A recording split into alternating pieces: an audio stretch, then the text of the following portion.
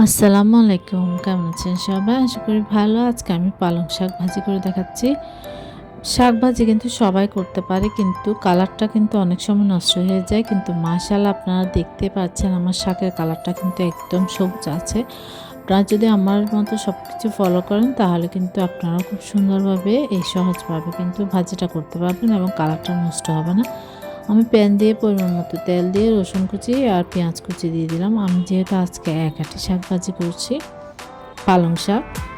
তারপরে আমি এখানে রসুনটা কিন্তু পরিমাণ আমি বেশি দিয়েছি। শাকের মধ্যে যদি আপনি রসুনটা দেন তাহলে কিন্তু বেশি ভালো লাগে খেতে। ২টি কাঁচামরিচ এবং ২টি শুকনো মরিচ দিয়েছি। আপনাদের ঝালের স্বাদ অনুযায়ী দিতে পারেন। আপনারা চাইলে ভেঙেও দিতে পারেন। আমি কিন্তু ভেঙে দিলাম না, জাস্ট একটু ভেঙে দিয়েছি কাঁচামরিচটা যেন একটু সুন্দর একটা ফ্লেভার আসে।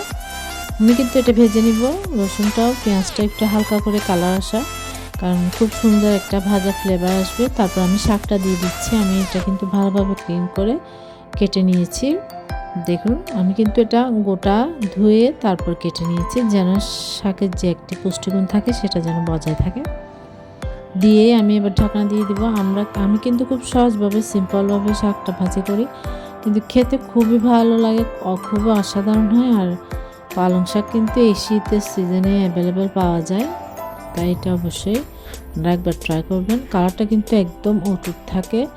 ঢাকনা দিবেন না, আপনারা ঢাকনা না দিয়ে কিন্তু চুলায় জালটা একদম হাই টু মিডিয়ামে করে শাকটা রান্না করে নেবেন, তাহলে কিন্তু আপনার শাকের কালারটা নষ্ট হবে না। দেখুন আমি এবার উল্টিয়ে পাল্টিয়ে দিচ্ছি। শাকটা কিন্তু এখনই নরম হয়ে যাচ্ছে। দেখুন আমি নাড়াচাড়া করে দিয়েছি।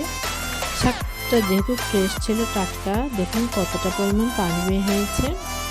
পানিটা কিন্তু আমি একটু টেনে নিব, কারণ এটা যদি বেশি একটু পানি থেকে যাবে তখন খেতে পাঁচা পাঁচা লাগবে। তাই আপনারা যদি একটু ঝোল ঝোল খেতে চান তাহলে পানিটা রাখতে পারেন। শাকের পানিটাও কিন্তু অনেক পুষ্টি, তাই কিন্তু আপনারা চাইলে একটু ঝোল ঝোল রাখতে পারেন। আমি কিন্তু অতটা ঝোল লাইক করি না, তাই আমি টানিয়ে নামিয়ে নিই।